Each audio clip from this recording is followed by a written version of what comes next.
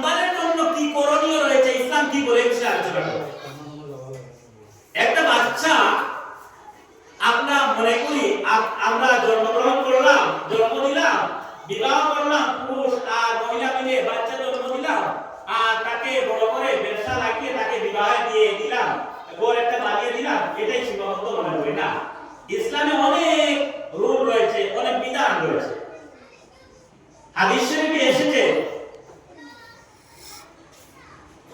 একজন বাবা তার সন্তানের প্রতি অথবা একজন মা তার সন্তানের প্রতি 11টা দায়িত্ব যদি আদায় না করে, এই বাচ্চা যদি নাফরমান হয়, এই নাফরমান হওয়ার জন্য দায়ী পিতামাতা।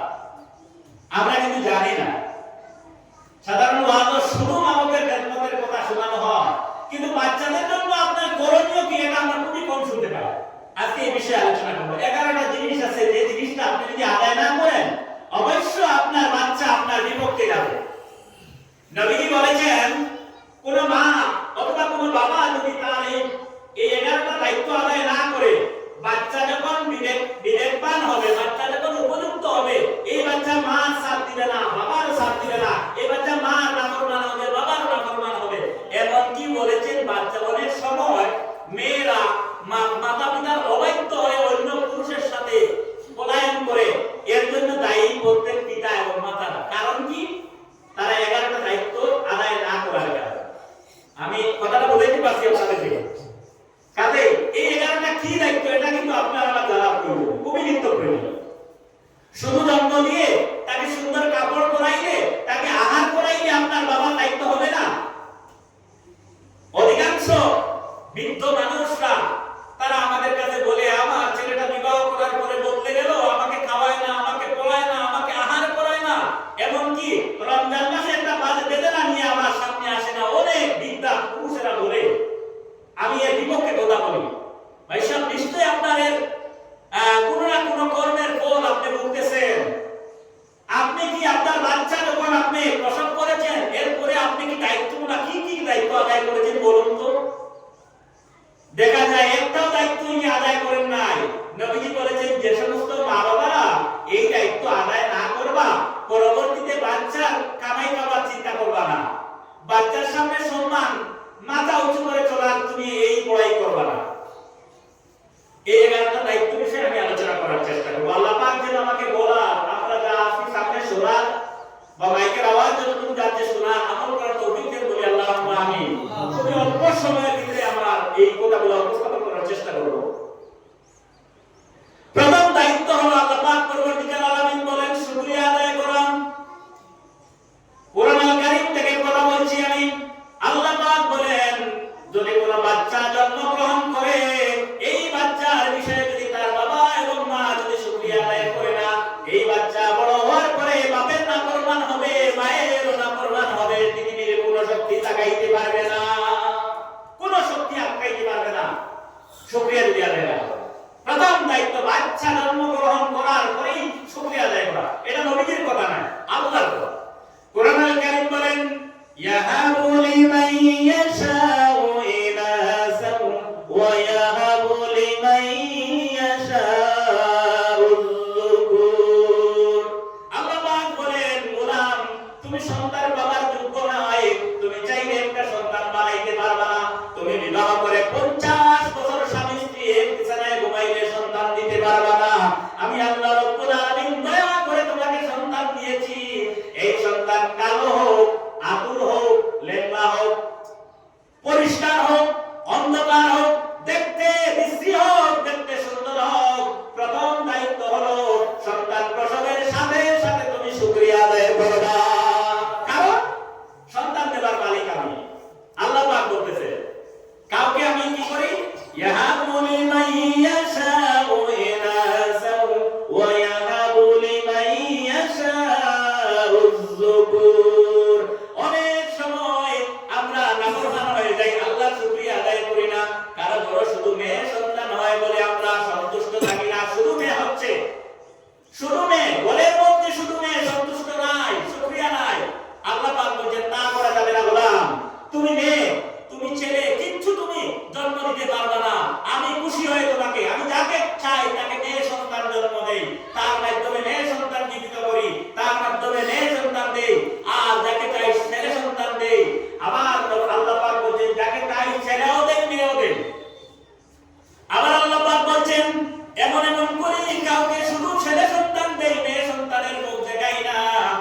শুধু তাই নয়, আল্লাহ রাব্বুল আলামিন বলেন, আমি যাকে চাই কখনো কখনো অন্ধ সন্তান দেই, পঙ্গু সন্তান দেই, কাউকে বিশ্রী সন্তান দেই, কাউকে দিমাগহীন সন্তান দিয়ে এবং কাউকে পঙ্গু সন্তান দিয়ে আমি আল্লাহ রাব্বুল আলামিন জাস্টিফাই করতে চাই তুমি এই সন্তানের উপর, আমার এই সৃষ্টির উপর, আমার এই যে সন্তান ডেলিভারি করার যে সিস্টেম, বাচ্চা জন্ম গ্রহণ করার যে সিস্টেম, গোলাম দুনিয়াতে আসার যে সিস্টেম, এই সিস্টেমের উপর তুমি আমার এই কর্মের উপর কতটুকু খুশি না বেজার আমি জাস্টিফাই করতে চাই। অনেক সময় সমাজে দেখা যায় শুধু মেয়ে হয়েছে বলে মেয়েদেরকে পিটিয়ে হত্যা করা হয়, মেয়েদেরকে আনন্দ দেওয়া হয় না, মেয়েদেরকে সম্মান করা হয় না, মেয়েদেরকে মহব্বত করা হয় না। নবীজি বলেছেন, যে সমস্ত পরিবারে মেয়ে সন্তানকে মহব্বত করবে না, অথবা ছেলে সন্তান একটা মেয়ে সন্তান তিনটা, শুধুমাত্র ছেলে সন্তানকে সম্মান বেশি বেশি মায়া করা হয়, মাছের বড় মাথাটা, মুরগির কলিজাটা ছেলে সন্তানকে দেওয়া হয়, মেয়ে সন্তানকে দেওয়া হয় না। আল্লাহ নবী বলেছেন, এই সন্তানটা যখন বড় হবে মা বাবার নাফরমান হবে। ভাই সাহেব, আশা করবা না আপনার সন্তান আপনাকে মুরগির কলিজা হাজির করে তোমার সামনে দেবে, তুমি যখন বিদ্যা হবা। নবীজি বলেছেন, প্রত্যেক সন্তানকে সমাহারে দেখতে হবে, কারণ ছেলে দেবার মালিকও আল্লাহ, মেয়ে দেবার মালিকও আল্লাহ। শুধু তাই নয়, অনেক সময় মেয়ে সন্তান হয় বলে মহিলাদেরকে হেয় করা হয়। অনেক জায়গায় ঘটেছে, আমরা পেপার পত্রিকায় দেখি, শুধু মেয়ে জন্ম দেয় বলে পুরুষেরা মহিলাদেরকে তালাক দিয়ে দেয়, অথবা পুনরায় বিবাহ করার জন্য প্রস্তুতি নেয়, অথবা মেয়েকে মারধর করে, অথবা তার সংসারের স্ত্রীকে কি করে, এইবার যদি মেয়ে সন্তান জন্ম দাও তাহলে মেয়ে সুদ্ধা তোমাকে পুড়িয়ে শেষ করে দেব, এইভাবে হুমকি দেয়। কিন্তু আল্লাহ রাব্বুল আলামিন বলেন, গোলাম রে, সারা জীবন চেষ্টা করলে তুই একটা মেয়েকে জন্ম দিতে পারবে না, একটা সন্তান জন্ম দিতে পারবে না।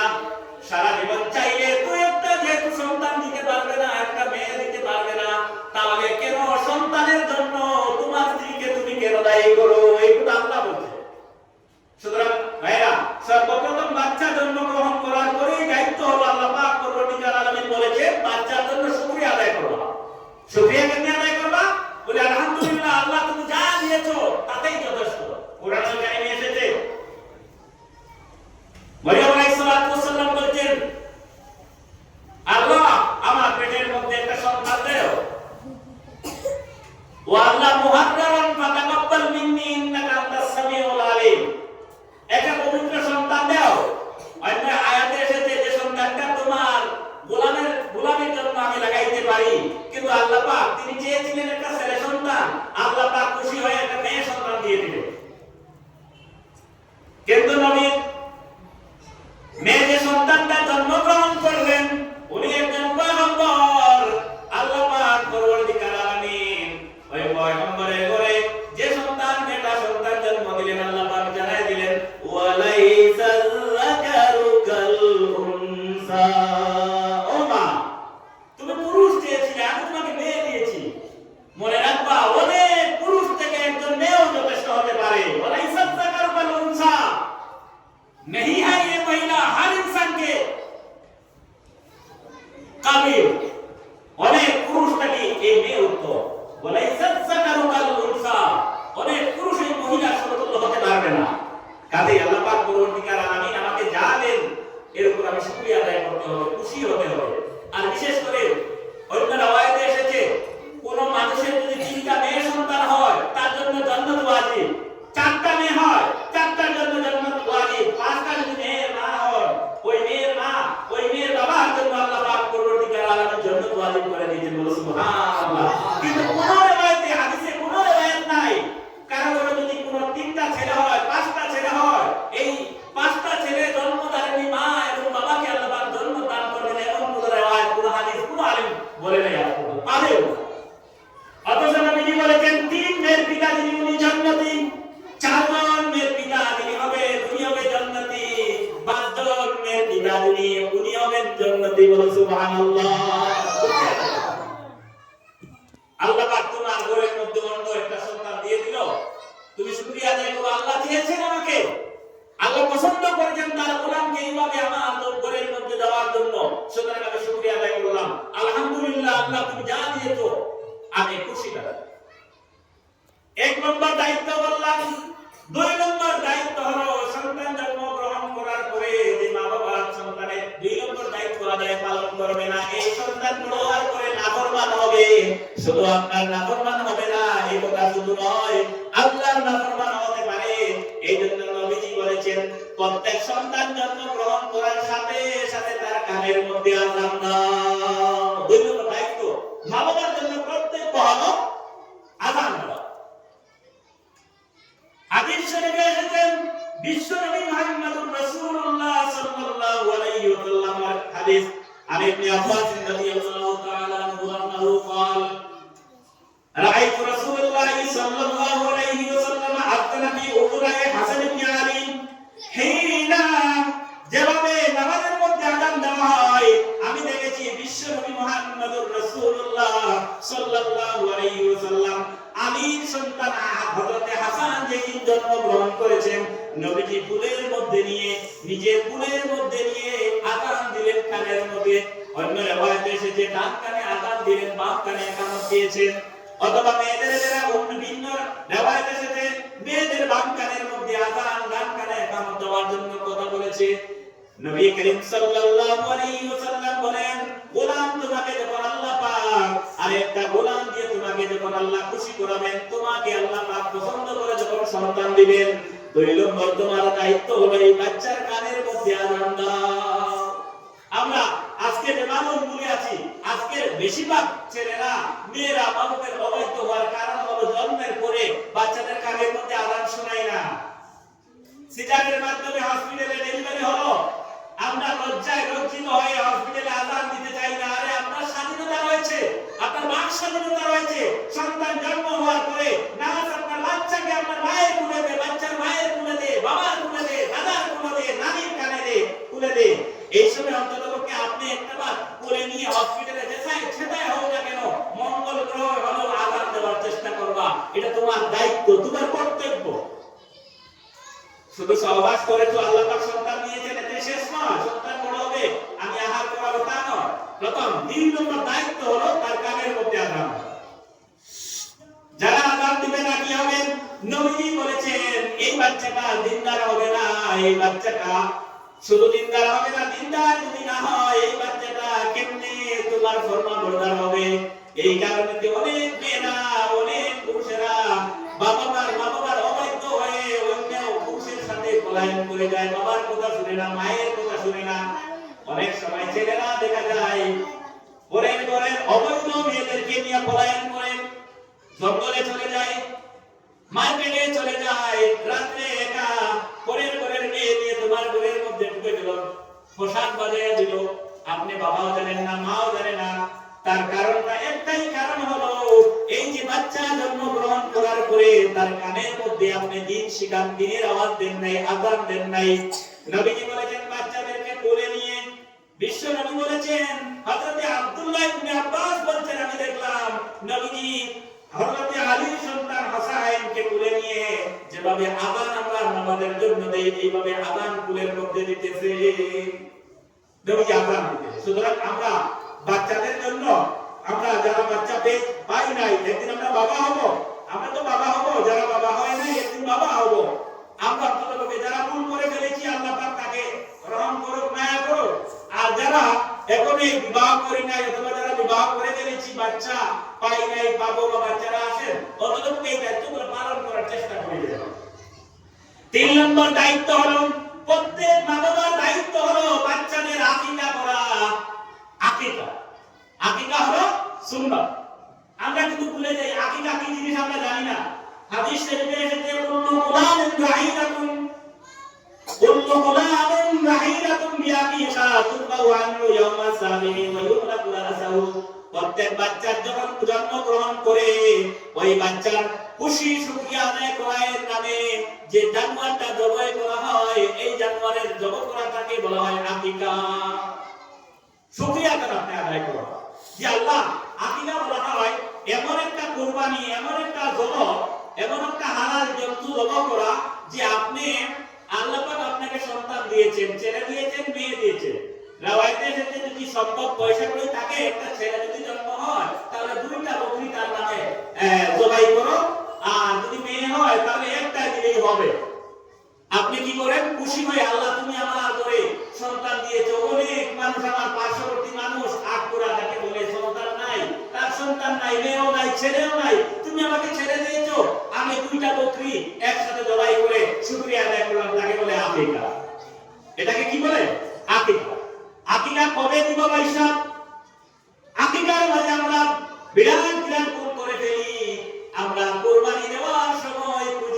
আকিকা হয়েছে কিনা, না না এইভাবে বুঝি। নবীজি বলেছেন এত আজিম সুন্নাত, সুন্নাতে মুআক্কাদা কেউ বলেছেন বাচ্চা যখন জন্মগ্রহণ করবে শুকরিয়া আদায়, একটা বাচ্চার জন্য একটা জন্তু জবাই করো, ছেলে হয় দুইটা জন্তু জবাই করে আল্লাহর দরবারে তুমি শুকরিয়া আদায় করো। এই আকিকা, এটাকে বলে আকিকা। আকিকা হলে কি হবে? নবীজি বলেছেন যে সমস্ত বাচ্চাদের নামে আকিকা দেওয়া হয়, খোদার কসম এই বাচ্চা হৃষ্ট হবে, পুষ্ট হবে, জ্ঞানী হবে, তার জীবনটা প্রতিষ্ঠিত হবে, জীবনে কোনো দুর্ঘটনা ঘটবে না, দুর্ঘটনা ঘটবে না। অনেক সময় সুস্থ সবল বাচ্চারা রাস্তায় অ্যাক্সিডেন্টের মাধ্যমে হাতগুলো হারায় ফেলে, পা হারায় ফেলে, মাথাগুলো ভিন্ন হয়ে যায়, কথা বলতে পারে না, কান দিয়ে কথা বলতে পারে না, চোখ দিয়ে কথা বলতে পারে না, বিভিন্ন রকমের রোগাক্রান্ত হয়ে যায়, মাথাটা এলোমেলো হয়ে যায়, পড়ার মধ্যে বাচ্চাদের মন নাই। এমনকি আপনি ইংলিশ মিডিয়ামে পড়াচ্ছেন, দুইজন তিনজন মাস্টার, সকালে মাস্টার, বিকালে মাস্টার, রাত্রেও মাস্টার, ঘুমাবার সময় মা মাস্টার, তো তুমি বাচ্চার যেহেনে কোনো দিমাগ নাই, বাচ্চার যেহেনে কোনো পড়া ঠিক না। কারণটা কি? নবীজি বলেছেন বাচ্চা জন্মগ্রহণ করার পরে সপ্তম দিনে যে মা, যে বাবা ওই বাচ্চার শুকরিয়া দান জবাই করবে জানোয়ার, এই জানোয়ার জবাই করার বিনিময়ে আল্লাহ রাব্বুল আলামিন তোমার টুকটুকে সুন্দর বাচ্চার জীবনটা আল্লাহ পাক সুন্দর করে দিবেন, জ্ঞানী বানায় দিবেন, তোমার বাচ্চার দেহনি বানায় দিবেন, তোমার বাচ্চাটা হেলদি বনে যাবে, তোমার বাচ্চার সিনার মধ্যে আল্লাহ পাক তাকত বানিয়ে দিবে, তোমার বাচ্চার চেহারায় নূর দিয়ে দিবে। শুধু তাই নয়, তোমার বাচ্চার জীবনের মধ্যে যত দুর্ঘটনা আছে সব দুর্ঘটনা এই কুরবানির মাধ্যমে আল্লাহ পাক দফা করে দেন। বলো সুবহানাল্লাহ। সুতরাং বাবার দায়িত্ব হলো, 3 নম্বর দায়িত্ব হলো আকিকা দেওয়া, বাচ্চাদের জন্য আকিকা দেওয়া। আমরা অনেক সময় বিদ্যা মানুষের নামে কুরবানি দেই, মাসলা জিগাই, আমাদের অনেক মাসলা আছে, জিজ্ঞেস করে হুজুর আমার বাবার আকিকা হয়েছে কিনা, আকিকা যদি না হয় কুরবানি হবে না? ভাই সাহেব, কুরবানি একটা জিনিস, আকিকা ভিন্ন জিনিস। আকিকা হ্যাঁ, যদিও শরীয়তে রওয়ায়াত রয়েছে আপনি কুরবানির সাথে আকিকা দিতে পারেন, কিন্তু আকিকার সুন্নাত ইয়াউমা সাবিঈ, আকিকা হলো সুন্নাত সপ্তম দিনে, বাচ্চা জন্মগ্রহণ করার সপ্তম দিন। যদি সপ্তম দিনে সম্ভব না হয়, কোনো কারণবশত টাকা পয়সার অভাবের কারণে অথবা পরিবেশের অভাবের কারণে সপ্তম দিনে আকিকা দিতে পারো নাই, তাহলে 14 নম্বর দিনে, 15 নম্বর দিনে দেন, বেজুর দিনে দেন, অথবা যেই দিন জন্মগ্রহণ করেছে সেই দিন আগের যে বার হবে এইবারে দিলে আপনার সন্তানের বেজুর দিন হবে, আপনি যদি বাচ্চা অবস্থায় দেন। আমরা বড় হওয়ার পরে টাকা পয়সার মালিক, আমি গাড়ি চালাইতে পারি, মাস্টার হয়েছি, চাকরিজীবী হয়েছি, পড়াশোনা করতেছি, বড় হয়েছি, এই সময় আপনি আকিকা দিন। আকিকার তো একটা উদ্দেশ্য আছে। আকিকার উদ্দেশ্য হলো বাচ্চাদের জীবনটা সুন্দর হোক, এই বাচ্চাটা জ্ঞানী হোক, বুদ্ধিজীবী হোক, বাচ্চাটা হৃষ্টপুষ্ট হোক। আচ্ছা, বৃদ্ধা অবস্থায় আপনি আকিকা দিলেন, এই সময় কি বাচ্চা জ্ঞানী হতে পারবে? সুতরাং এই আকিকাটা দেওয়ার জরুরি, নিত্য প্রয়োজনীয় হলো। নবী করিম সাল্লাল্লাহু আলাইহি সাল্লাম বলেছেন আপনি আকিকা দিবা বাচ্চা জন্মগ্রহণ করার সপ্তম দিনে, 7 নম্বর দিনে আকিকা দিবা। এই হলো 3 নম্বর দায়িত্ব। 4 নম্বর দায়িত্ব হলো বিশ্বনবী মুহাম্মদুর রাসূলুল্লাহ সাল্লাল্লাহু আলাইহি ওয়াসাল্লাম বলেছেন প্রত্যেক মায়ের জন্য জরুরি হলো দুধ পান করা, ইউদিআনা আওলাদাহুন্না হাওলাইনি কামিলাইন। অনেক সময় আমাদের সমাজে এই ইহুদ নাসারার কালচারটা চলে এসেছে, অনেক মায়েদের শরীরের সতীত্ব নষ্ট হয়ে যাবে বা শরীরের সৌন্দর্য নষ্ট হয়ে যাবে বলে বাচ্চাদেরকে দুধ পান করান না। 1 বছর দুধ পান করার পরে বাচ্চাদেরকে বিভিন্ন ল্যাকটোজিন আবিজাবি ছাকা দিয়ে বাচ্চাদের জীবন দুধ খাবার যে অধিকার নষ্ট করে বাচ্চাদেরকে ছেড়ে দেয়, যে বাজার থেকে এই কেমিক্যাল যুক্ত দুধগুলা বাচ্চাদেরকে খাওয়াইতেছি, অথচ মা দুধগুলা পান করানো হচ্ছে না। নবীজি বলেছেন মার বাচ্চার যে দুধগুলা আছে, মায়ের দুধগুলা সম্পূর্ণ অধিকার, সম্পূর্ণ বাচ্চার হক। 1 ফুটা দুধ আপনি পালাইতে পারবেন না। শুধু তাই নয়, অনেক সময় ডেলিভারি হওয়ার পরে মাদের শরীরের দুধগুলা কোনো থাকার কারণে মাগুলা ডিপে ডিপে বাহির করে ফেলে দেন। নবীজি বলেছেন না না, এমন করা যাবে না। আপনার স্তনের প্রতিটা দুধের অধিকার রয়েছে বাচ্চার, সব আপনার বাচ্চা খাবে, ওই বাচ্চাকে দুধ খাওয়াইতে হবে। শেষ পর্যন্ত বাচ্চা দুধ খাওয়াতে জ্ঞান আছে, সবাই পর্যন্ত বাচ্চা দুধ পান করবে। আপনার শরীর নষ্ট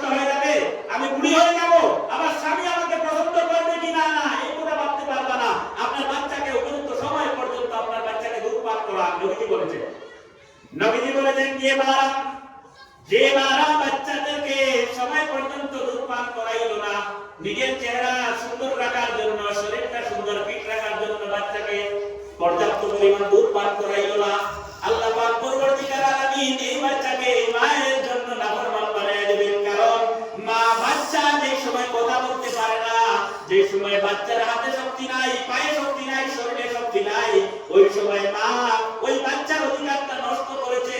বিদায় আল্লাহ রাব্বুল আলামিন বলেন, আমি তো জালিম না, দুর্বল বাচ্চার জন্য তুমি নাফরমানি করেছো, আজকে তুমিও সবল সেও সবল হয়েছে, আমি তাকে দিয়ে নাফরমান বানিয়ে তোমাকে আমি শায়েস্তা করব।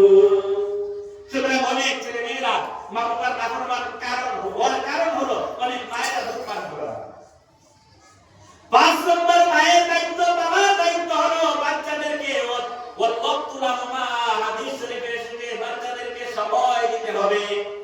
অনেক সময় মায়েরা বাবারা বাচ্চাদেরকে সময় দেয় না।